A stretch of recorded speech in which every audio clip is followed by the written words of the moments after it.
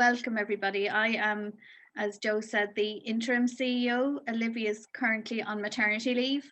So I'm delighted to take on this role for the next, until January next year. So it's been a privilege and a pleasure so far. And I'm sure it will be moving forward too. So it's lovely to meet you all, and please feel free to kind of ask questions or let us know anything as we go along. I will try to speak slower. I know Irish people sometimes speak very fast, so I'll try and speak a little slower than normal. So I'm understood. So it's, as I say, it's great, and thank you very much for taking the time, because I appreciate everybody's busy. So it's great to have you here. And as Joe said, I suppose our kind of agenda and objective of tonight is to have our special guest Sam here with us to update us on what's going on in Uganda, the challenges that the team are facing in relation to the COVID and the lockdown at the moment, but also to rejoice in the good things that they're able to achieve moving forward. So just to give you a little brief snapshot, unfortunately, COVID has hit Uganda quite hard, and the cases are rising day by day. There's over 1,400 new cases every day of COVID. So we're delighted to have Sam here. Sam, unfortunately, and his family have suffered from COVID themselves and have been ill. So we're delighted to see you, Sam, looking strong and healthy again, and ready to kind of support the communities that Kids Club Kampala are working in. So it's great to see you strong and well, because I spoke to you a few weeks ago and you weren't so strong and you weren't so well. So it's great to see you back strong. I suppose I will leave it up to Sam, but lockdown has been declared in Uganda. COVID pandemic and the lockdown has had a huge impact on the populations, but I'll hand over to Sam now. Well, good evening, everybody. I am privileged and excited to be speaking to you this evening. And I want to thank you for taking your time to meet us tonight.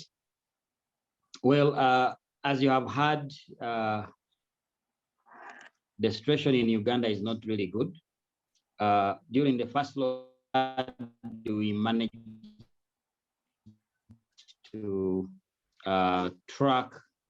we managed the COVID really during the first lockdown, but Annas was falling sick. At first, people thought they had the strong cough and flu, because that is very common here because of the dust. But because it was quite persistent, we actually realized that this was not a mere cough and flu, but actually we had COVID. And by the time we realized it had hit us hard. Us as an organization, most businesses are closed. Transport, the movements are really been prohibited. And generally, in terms of the communities, we will have people have emotional, psychological, and financial stress. And that's really evident, even right now. You know, we live hand to mouth. Most people are street vendors. And so really, if they don't work for a day, they have no meal for tomorrow or for that very own day. So it's a very daring and unfortunate situation that we are in. Thanks, Sam. And could you tell us how Kids Club Kampala community staff and volunteers are best placed and first responders in the community to support the communities now? Well, we are advantaged already because of our mode of operation. We have social workers live in their own communities. We have volunteers live in their own communities, and the staff as well. So for us, even if we wanted basically to work within our homes, we have teams already on the ground to coordinate our work and activities. So right now, our safeguarding officers are attending to safeguarding issues, offering counseling, in the communities. And then we have volunteers as well, reaching out to the communities. The same way we'll be giving out food in these communities as well. Basically, we are advantaged because we have people placed within their communities and they are ready to serve their communities as an organization. So it's an advantage to us, and it helps us serve the people better.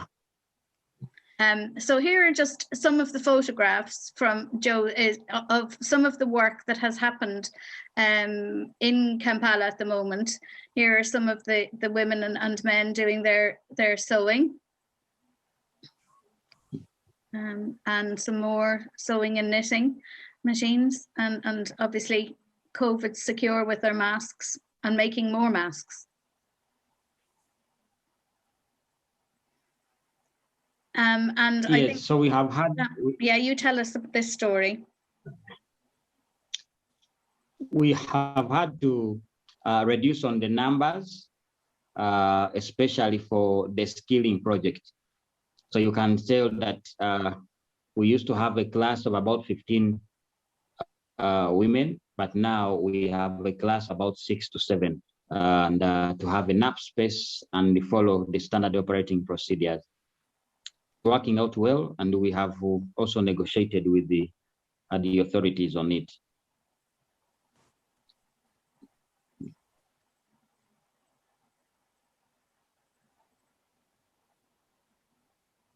So knitting is actually moving on well, and sewing as well. Plus our carpentry project is still moving on well. And I had earlier talked about our social workers and the safeguarding officers who are in the communities already, trying to do counseling and speaking to the people, basically for us to continuously help them during this hard time. I love these photographs. I think they're amazing of all the fantastic sewing that the group have done. It's really great, and they've graduated and are very proud with their certificates. Really nice.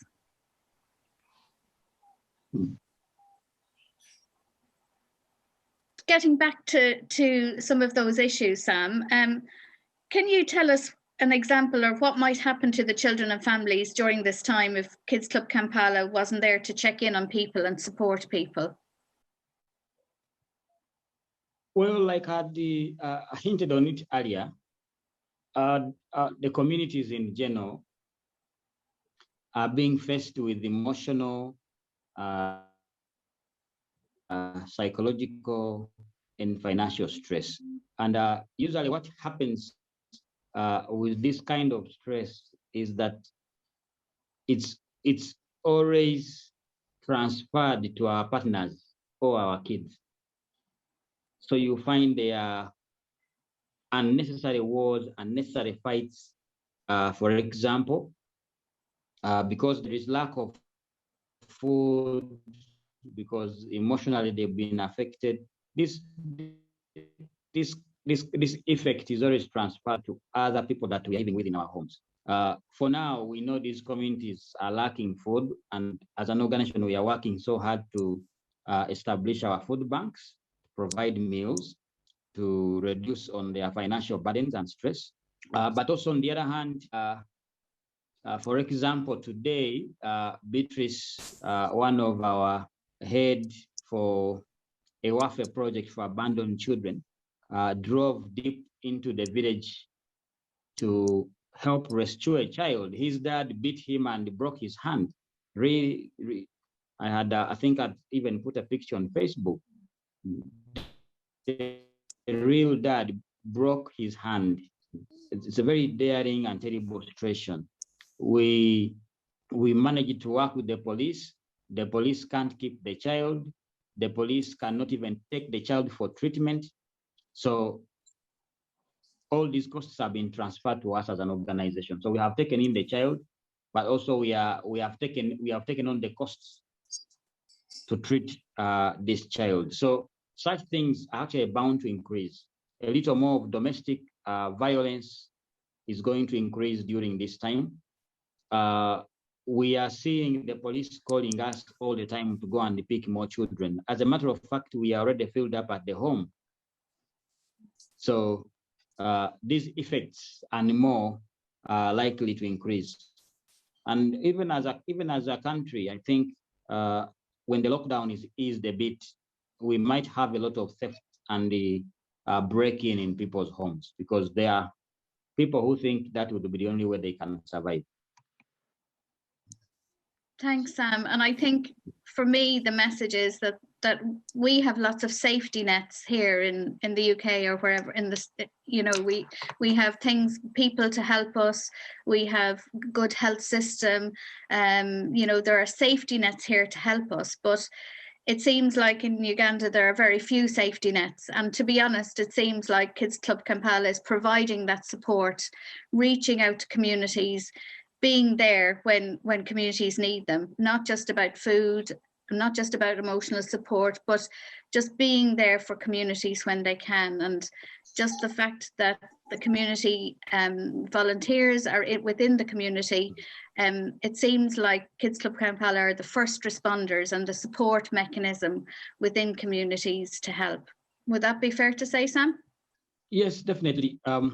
We are definitely set up in such a way that we are there for the communities. And one of the ways how usually the local councils and other local government leaders appreciate us is that since our inception in the communities, we have been there. We haven't been like organizations that do a one-off project and then disappear. We have been there for the people, and we are still there. You know, we are having our programs, which are really very useful, especially at such a time, especially to do with counseling, safeguarding, rescuing these children, providing food with our food banks. The programs are designed to really provide services that are needed as per now, not as per yesterday, but we are responding to the issues of today in the communities. Thank you. Thanks, Sam. That's really helpful and gives us a very clear picture on the situation in Uganda, but also the response of the Kids Club Kampala team, what they can and cannot do within the environment and COVID lockdown. So thank you very much for that. We'd also like to share with you, despite all these challenges, there's lots of success as well. So we're delighted, and we want to share with you some successes as well, and some other things. We've been very fortunate to to receive a very generous donation towards our Awafe project. And one of the things that the very generous donor gave us was some money to buy a new car. And I think this has been instrumental. And maybe, Sam, you can tell us what the impact of this new car has been on the work that you're doing. Well, first of all, one of our challenges was, as we are tracing for kids across the country, we only had small cars. And then of course, Uganda being a developing country, we have lots of jungles. People live like in jungles, and very poor roads, quite impassable. So we were really finding a very big challenge accessing these places. Luckily, we have had a donation of this big monster. It is very fast, very reliable, and it will really, really help us to save time on the road and also access all places in the country. Today, we actually use the same car to go deep into the village to rescue the child whose arm had been broken by his dad. So this is of great help for us as an organization. And thank you very much, everybody, for the prayers and the support. May God bless you. Great. Thanks, Sam. What transformation a car can make, and to the team, and time saved, and being able to get into more rural locations. And hopefully when lockdown lifts, you'll be able to kind of return to tracing and trace those children back to their families again in rural locations. So that's great.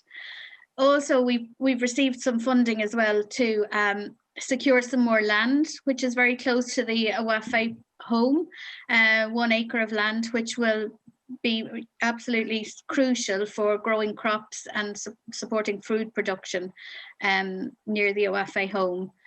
And finally, I think maybe Sam, I'll let you speak to this around the new construction.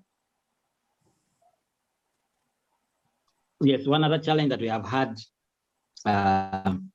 has been the space. For example, right now we have over 50 kids at the home, and you find that some of them are even sleeping too, which is quite risky. And we are still being called by the authority to take in more kids. So we needed more extra space. But most important, we wanted the room where you could take a child and have a one-on-one talk, what we would call a rehabilitation room. And we are very glad that we have had the generous friends who have managed to give us money to up this room. Immediately we received the money, we started the construction, and we are very sure that in the next 3 weeks, the room should be operational. And it's very exciting. And thank you very much again for your prayers. Great, thanks, Sam. And this is a lovely solar stove that's also in the Awafe home, which will be great, certainly if the Awafe home is full of children and at this time during lockdown. So thanks, Sam, for that. And I mean, as I said, we've just shared with you kind of what the team have been doing, what the challenges are in Uganda at the moment, rejoicing in the successes, which is really important as well.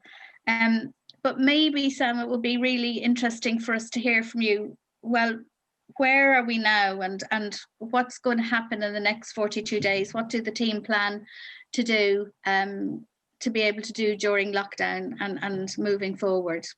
We managed to learn from the first lockdown, and we share experiences from there. Right now, we managed to adjust our programs as well. And every program of ours is going to continue operating normally with just a few adjustments. We are buying what we would call a school package materials, where we give a child this package and this child continues to study from home. And we will have our teachers visit these children, and some of them will be coming to the centers for marking, guidance, and the continuous learning. Then we have also managed to adjust our skilling projects to have less numbers, but have the program continue. We are setting up the food banks as well. We've been giving food before, but now that the lockdown is a bit intense, we have as well intensified on our food banks. So we are collecting more food to continue giving these families in the slum communities. Our safeguarding officers are alert. They are in the communities. So every time we have safeguarding issues, we have our cars go in there. There is a bit limitations on movements, but our company cars have been allowed to travel because the work we do is crucial work and very needed at such a time. So our work continues with a few adjustments. And basically, I would like to ask for your prayers as we continue to serve these communities. Thank you. Great, thank you, Sam. And I suppose the team here in the UK are obviously very much behind and supporting the team in Uganda. And just in response to that, just to share with you that we will be launching an appeal next week around this COVID response, supporting the team to do all as Sam said. But I think one of the key things for me is that we're reaching out to communities who cannot reach us because of lockdown, so that the teams are going out as much as they can within the guidelines. So transportation, food packages, school kits. So we'll be delivering all of those and helping to be there for vulnerable families when they're really in a difficult situation. So as I say, we'll be launching an appeal next week, and we'll be reaching out to our supporters for support if possible. That would be fantastic. So I just wanted to briefly mention that now, because it kind of follows on from what Sam said about what the team are going to do and how they're going to react. So that's our plans and the plans from Uganda. And maybe now's the opportunity to open it to the floor. And if there are any questions for Sam or myself, that would be great. Or any comments or any support, words of wisdom and support would be also fantastic. Well, thank you both for sharing that, and thank you, Sam, for giving us an update on what's been happening. It's really exciting that we have the car, and it's been so wonderful to see those pictures with the kids at Wafe, and you can see that it just has been making such a difference already. So that's fantastic, and it's great to have some good news as well, especially with all the different restrictions that are happening, and how kind of scary it is, really. So I'd love to welcome lots of questions, so please do fire away if you've got any comments as well. If you'd just like to say a few words to us, feel free to unmute yourself. I do have one question from Ian just to start us off, which is for you, Sam, and Ian would like you to explain who supplies the beautiful fabrics for the tailoring and sewing project, and is there a shortage of such materials? The question. Usually we buy this fabric from the shops here, like the wholesalers, and some fabrics are made in Uganda, but then others come from the Republic of Congo, our neighboring country, and others come from Kenya. So we usually just buy, and the ladies will design the wonderful materials that you see. Yes, I think we would really appreciate having some extra materials. If we got some materials from the UK, I am sure our designers would like to mix and come up with something there. Yeah, thanks, Sam. So if you've got any spare fabric that you're not using, please feel free to make a donation and see your creation come to life. We also have another question from Kathy, Sam, which I think is probably felt by all of us, in that we just really want to know how you and the staff team are. So how's your well-being? How have you all been coping with everything? And yeah, what's it been like? Well, first of all, I would like to thank everybody for your prayers. Myself and my entire family, we had COVID, and I keep saying my house turned into some kind of a hospital or a sick bay. One of the worst experiences, but thank you. So many people, so many of you were praying for us. Thank you very much. But for the rest of the team, they are doing okay. They've been going about their prayers, going about their work very well. Immediately, I realized that I had COVID. I had to leave the office so that I do not infect the rest. We've been praying together. Emotionally, they are okay. Psychologically, they are fine. And even as I was home when I was sick, work continued on normally. So we just really want to thank God for that. And thank you all for the prayers. Thank you, Sam. And we have a question from Elizabeth, which is, are Kids Club Kampala workers and volunteers counted as essential workers for vaccinations? Well, they are not counted as essential workers for vaccinations, but we consider ourselves essential workers. 20 as exemplary for them to see, and the rest had already taken their first jab. We are hoping that for the second batch that has come into the country, we shall lobby as well. I have some friends in the medical fraternity, so we want to lobby so that we can get our vaccination. Thanks. Yes. And Jane also asks, how is kids' education going at the moment? Well, in terms of schools, schools are closed, but for the children that are on our sponsorship program, we are giving them reading materials, a package for them to continue studying from home. There has been one designed by government. We will download it. We have already downloaded it, and it's sent to the printery for printing. So we will hand them these copies for them to continue studying from home. And we will have those that live within reachable places. We will have our teachers and social workers visit them, see how they are doing. And then those that are on our early education for all, we have already materials prepared, some from Twinkle and the others prepared by the local staff.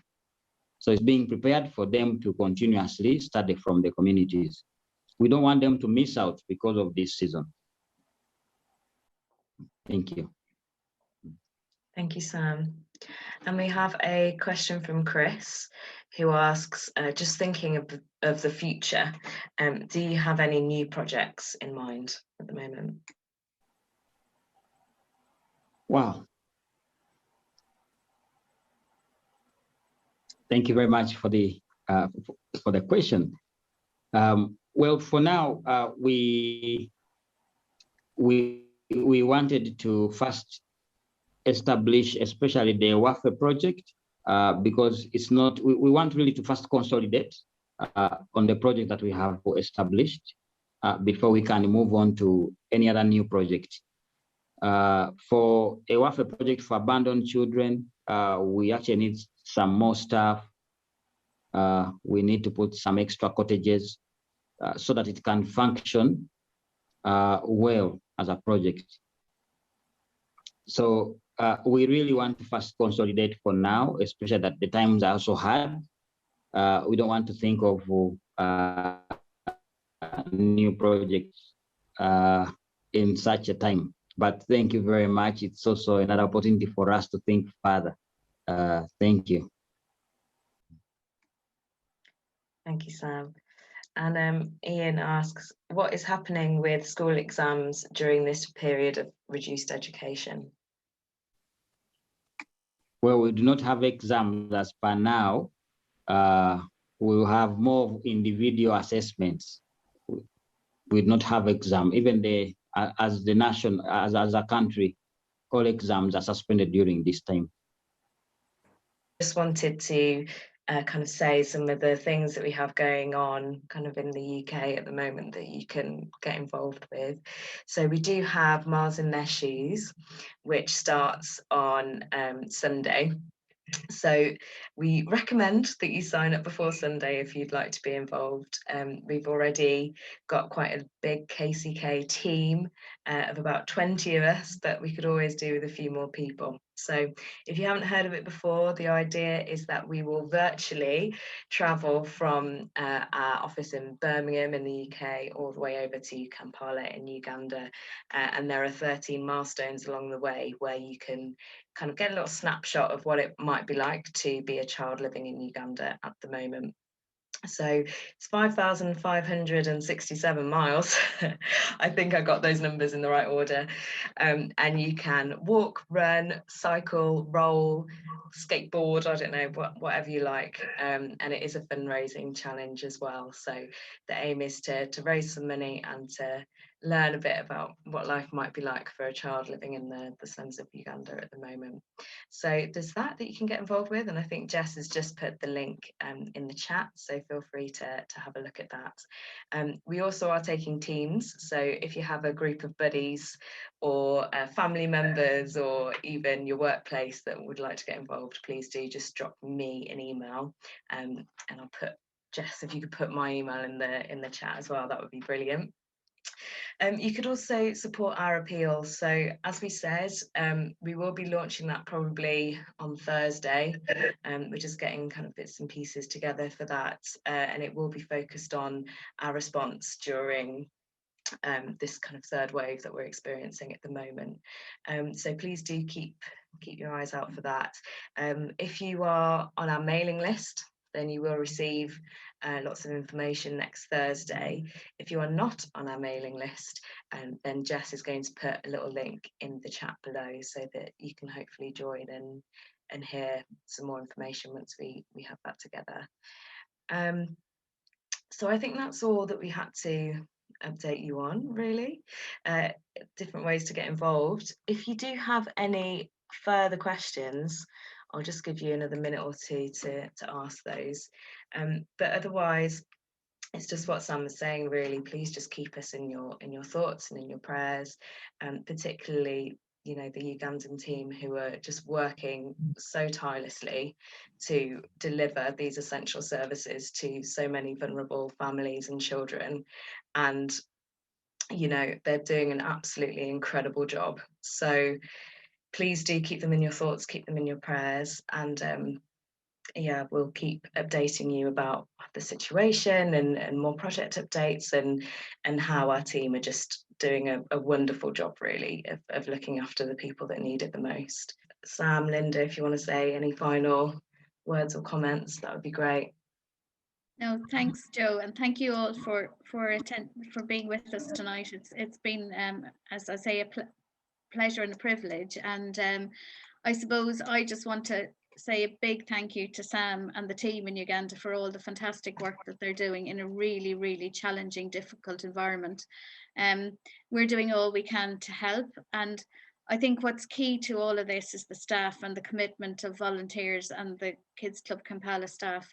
Without it, we couldn't do anything. So a big thank you to Sam and the team here in the UK as well. I have to say we've been working really hard, and it's we're all helping each other, and we're in this together, and you as our supporters are part of that too. So we're a big family fighting to do what we can in difficult, challenging environments, but have had some really, really great successes. And as I say, it's a privilege to work with the team here, a privilege to work with the team in Uganda, and also with yourselves as well. It's we're stronger together than we are apart. So let's stick together and overcome these challenges and adversities that we're facing now. And thanks everybody. Thank you. Well, I would like to thank, of course, I'll call all of you our Kids Club Kampala family. We are like a family. Thank you everyone for being with us and supporting us all through. It's been one of the hardest times in this world, but as an organization, we have continuously been working and reaching out to the communities during this time. So thank you very much for standing with us as an organization. We have had enormous amounts of successes during this hard time, unbelievable. But all this is because of your commitment to stand with us as an organization. So thank you very much for the sacrifices, both financial, the time you spend with us, and the prayers together. Thank you, and may God continue to bless you.